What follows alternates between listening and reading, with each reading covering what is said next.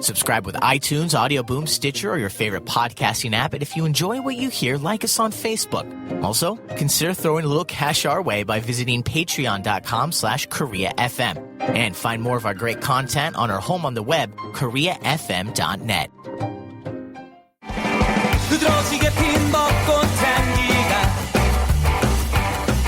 Street Guns, a rockabilly band based here in Seoul, has been thrust into the spotlight after its recent victory in the Hard Rock Rising Rock Global Win Global Showcase. And as the first place finish means $50,000 and other prizes, the band and its musical genre, Kimchibilly, are sharing the spotlight. My name is Jon Dunbar. I am a news editor at the Korea Times, and I frequently write about cultural events that are happening on the weekends or whatever. I also, in my spare time, like to help out with the live music scene. I don't play any musical instruments, but I do take pictures and I write articles about whatever's going on. I've been doing just a cheap printed zine called Broke in Korea for about 11 years, and I've contributed to KoreaGigGuide.com and doindie.co.kr and whatever else I can do to get the word out about actual good music in Korea. That's right, John. You know, we've spoken, I guess, in a professional capacity before about the music industry in South Korea. I play an instrument. I've played drums, so I've been in a couple different bands here in my 3 years in the Seoul area. So we definitely know each other. You're definitely more a bigger name in the scene than I am, because even though, as you mentioned, you don't play an instrument, you're involved so much. Everyone knows who Jon Dunbar is. It seems to be the case anyways. And for better or for worse. Yeah, for better or for worse. And one of the reasons that's the case is because, you often are not only involved in the music scene, but you cover the music scene. One way that you just recently did that was that you covered this Korean band named Street Guns, which is part of the rockabilly genre. They recently beat out almost 10,000 other unsigned musical acts around the world. So not just Korea, not just Asia, but around the entire world, to be named the global winner of last month's Hard Rock Rising Rock Global Win Global Showcase. So we'll get to some more info on this band, the Street Guns, and also that contest. But first, something that I really want to start with here, because I've seen one of these bands play before. What is Kimchibilly? Kimchibilly is basically a term that was invented by the people in Street Guns before in their previous band, where they basically were trying to localize this very American-originated genre. Rockabilly itself is a very global music movement now. It's probably bigger in Germany than America. And probably every band that's playing rockabilly has a fixation on America, maybe from abroad. But so the Korean bands that were playing it just wanted to kind of introduce how this is a Korean version of rockabilly. In the 90s, they did a very similar thing, trying to introduce punk to Korea by calling it Joseon punk, which was different from punk. Oh, that's interesting. I didn't know about Joseon punk. Not quite as catchy as Kimchibilly, for obvious reasons, but wow, that's cool. So this is kind of like a second example of throwing something out with an already well-known term to kind of brand it for the ROK. Yeah. Exactly. So tell me more about this competition. I'm guessing by the name, this Hard Rock Rising Rock Local Win Global is part of, somehow related to the Hard Rock Cafe, which is all over the world, of course, and definitely here in South Korea. They had this competition that involved almost 10,000 unsigned bands, so I guess that was kind of the qualifier. And this band, Street Guns, they won. Yeah. I've had a bit of trouble tracing exactly how all the bands make it through. But basically on June 1st, more than 100 Hard Rock cafes and Hard Rock hotels, which apparently are a thing now, had little battle of the bands all over the world. The Hard Rock Cafe in Seoul, in Lotte Tower, they had about 4 bands playing. All I remember was, of the other bands, was Rux as well. I can't remember the other 2 right now. So from that, it seems that Street Guns was selected to be the top winner of that. So they were forwarded on to a kind of a regional contest to decide. Basically, there are 4 global regions. So they were selected as the regional winner for Asia or wherever. And from that point, they were also selected as the overall winner as well, which came as quite a shock because the prize money is $50,000. And then what else, aside from that huge check? And by the way, I hope they handed them like one of those oversized checks. That seems like something that would be part of this competition. They get the 50 grand. There's also more attached to that, like some more prizes or just some more connections they get as the winners of this competition.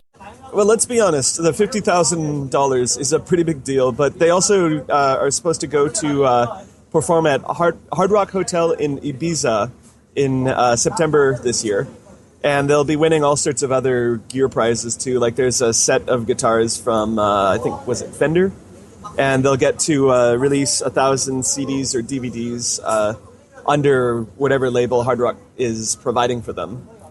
And that's obviously a big deal because, you know, one way to get your name out there is to release, some CDs, release some music. That obviously takes money, so they're going to be able to produce some music. They're going to be able to get some money as well.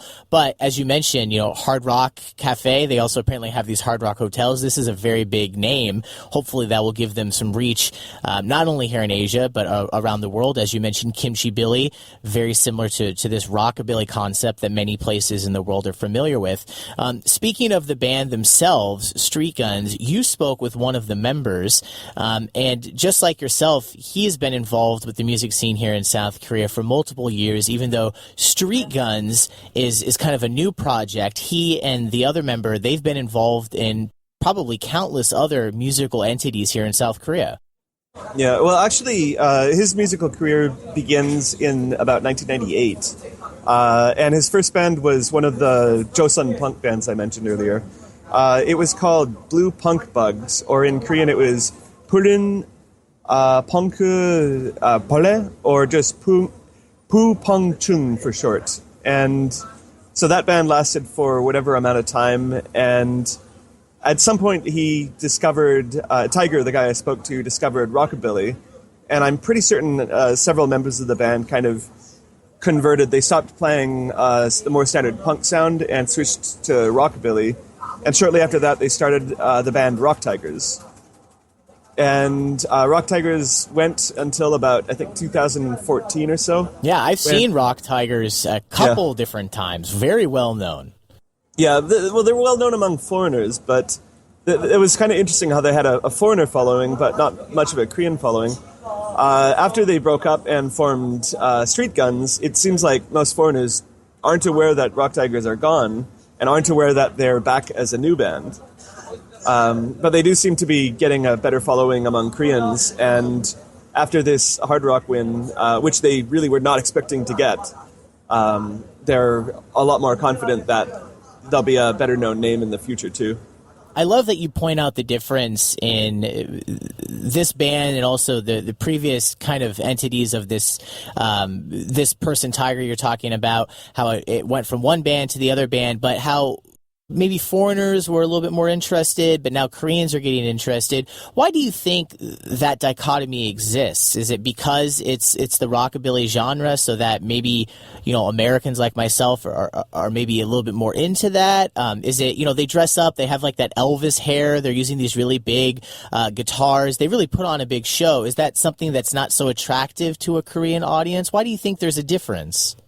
Well, I think that what was maybe a little less unattractive, or a little less attractive to Korean audiences, was the format of their shows.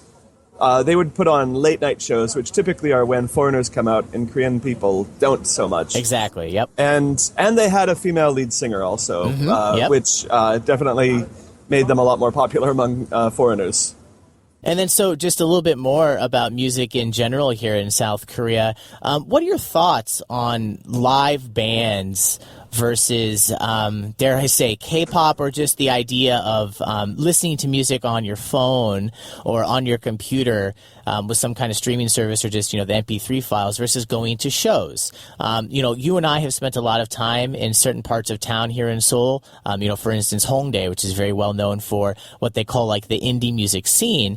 But the big elephant in the room, I mean, K-pop is the thing in South Korea. So do you think that's slowly changing? Do you think that there's enough desire for music in South Korea that even though K-pop is the big driver and that's what everyone talks about, can live bands still make a certain name for themselves as well? How do you think this all fits together? Well, in the 90s when Tiger first started making music, like back then, the idea was like they're just a rock band. Like that's not professional. These are just amateurs making, inferior music. And over time, that has changed as Korean people have realized that there is a whole world of music out there, and a lot of the best stuff tends to come from outside of the establishment rather than something that's been carefully engineered in just about laboratory settings in a large company somewhere. So a band like Rock Tigers is a good example of musicians who just play music because they love it and keep going and eventually might do better. But not necessarily. There's definitely a ceiling on how far a band can get while still being truly independent. It's hard to say. I think it'll be very difficult for K-pop to ever be considered to be more than just idol bands, partly because of the resources of their record companies, but also, you couldn't really get a band like the Rock Tigers to sit down and tell them, we want you to write songs that make people happy about the government and just want to work harder. It would be difficult to convince a rock band to do that. And then so, now that I'm speaking with you, I kind of just want to pick your brain on just one thing that's included with all this. Do you think for bands to get more of the share of the music industry or increase their popularity or whatever it is, fill in the blank, do a little bit better, do you think it's going to take more bands like Street Guns, or do you think that K-pop might just realize, okay, this is another something that we can pull into what we're already doing? So might we just start seeing K-pop bands who are a little bit more band-oriented? How do you think a band might make its way into the mainstream? Is it going to be one of these bands that just rises up on its own and becomes popular? Or might K-pop start emulating some of those things that we're talking about now? Yeah, well, the K-pop industry has taken notice, and they have created a few of their own type of rock bands. The best example is CN Blue, and they're basically an idol group that play their own instruments, and they're terrible. So I don't think that there's much chance of the K-pop industry suddenly deciding like, hey, we should make our own indie bands, and suddenly being better at it than actual indie musicians. That's just not something they're capable of. But how that could happen is more likely if there were ever to be another Psy-level Gangnam Style success of a rock band. That's pretty well the only way that it could really happen, that somebody would get really big and change everything. Like when Gangnam Style went big, that was without any help at all from the, record companies or government music promotion agencies or anything like that. Yeah, the great thing about Gangnam Style and Psy is that if you talk to people, I've done reports on this, and it's always so much fun for me, everyone will always tell you, we never thought it would be Psy. No one ever predicted it would be Psy, but it was Psy. And so to use that as an example like you just did, to have a band be able to do that, not only are bands not part of this K-pop industry, you could never predict which band it would be, because it's always going to be someone like Psy, where no one had any idea it was going to be Psy. Yeah, and that bothered a lot of people at first. I mean, he's an overweight dude who sings kind of, immature songs, and it was bothering to the people who were supporting bands like Girls' Generation to get big, when Psy suddenly, eclipsed all other Korean music, it made the culture content and, cultural promotion industry look completely incompetent. Well, we'll see if that happens again. If it's going to happen again, as we've just been discussing, it would be so nice to see a band be able to make a name for themselves out of the ROK. Because as you and I both know, so many countless Korean musicians here in the capital, probably all over across the country. But, I live here in the capital who it would be nice for them to be able to have their time. And it should be said, there are plenty of expat musicians here as well who are very talented. So, yeah, it'll be interesting to see how this turns out. I've been talking with Jon Dunbar of the Korea Times. And, you can check out Street Guns. And also, hopefully, we'll be hearing more from them in the future. Thanks for talking with me, Jon. Yeah, no problem. I also spoke with Tiger, and while his previous group is credited with coming up with the phrase Kimchibilly, he says someone else actually came up with the name. My name is Tiger, the guitarist of the band Street Guns, and also I'm the leader of the band. I started the music from a high school student about 25 years ago, maybe, and the before band was Rock Tigers, and we played for a long time. I played about 10 years around Hongdae, and 3 years ago, we finished Rock Tigers, and we played for 3 years as a Street Guns. And so your previous band that you just mentioned, the Rock Tigers, I've seen you guys play multiple times. I'm actually a musician myself, and I can't remember if we've played a show together, but, we've played the same types of locations. I believe the last time I saw you guys play was at Freebird in Hongdae, a very well-known indie location in Hongdae, which is the indie location of Seoul and, of course, the entire country. I want to ask you a question. The Rock Tigers are credited with coining this term Kimchibilly, which is the type of music that Street Guns also play. Could you talk about what Kimchibilly means to you, and why did you decide to play this kind of music?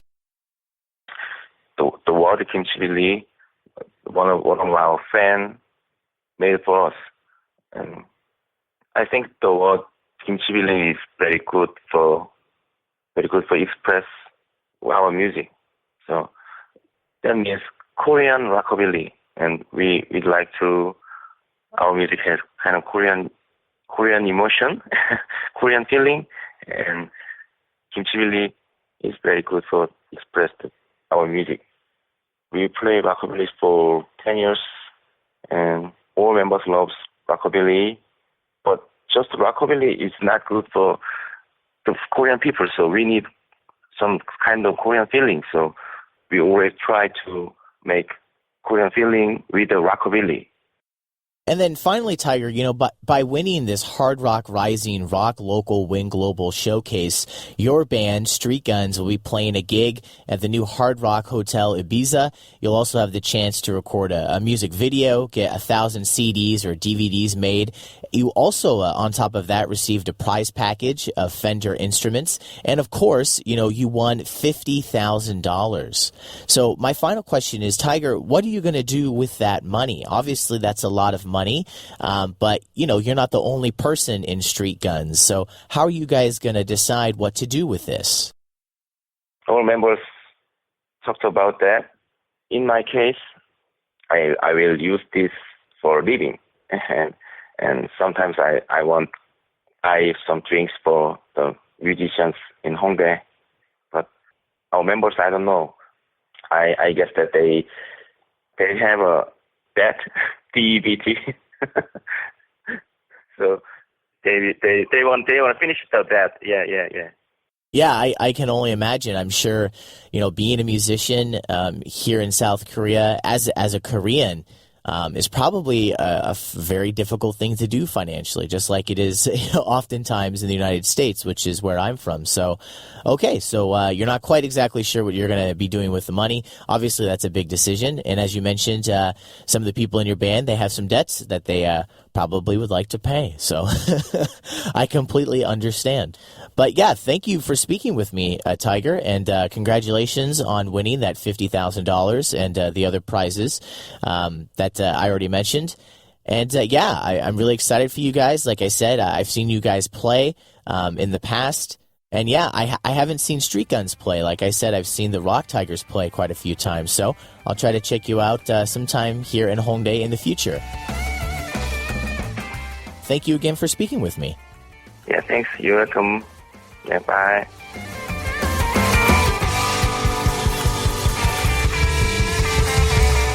I'm Chance Dorland for KoreaFM.net.